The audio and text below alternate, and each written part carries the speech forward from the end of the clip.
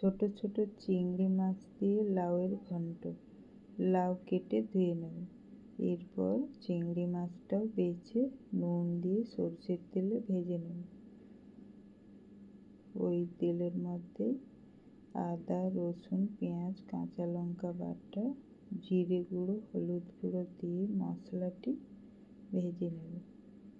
মশলা থেকে তেল ছেড়ে দিলে তার মধ্যে ভেজে রাখা চিংড়ি মাছগুলো দিয়ে একটু কষিয়ে নেব। এরপর দিয়ে দেব লাউ। পরিমাণ মতো নুন দিয়ে ভালোভাবে মিশিয়ে ঢাকা দিয়ে কিছুক্ষণ রেখে 1 কাপ মতো জল দিয়ে আবার নাড়াচাড়া করে লাউটা সিদ্ধ হওয়া পর্যন্ত ঢাকা দিয়ে রান্না করব। লাউ সিদ্ধ হয়ে গেলে জলটা একটু শুকিয়ে নামিয়ে নেব। চিংড়ি মাছ দিয়ে লাউয়ের ঘন্ট রেডি।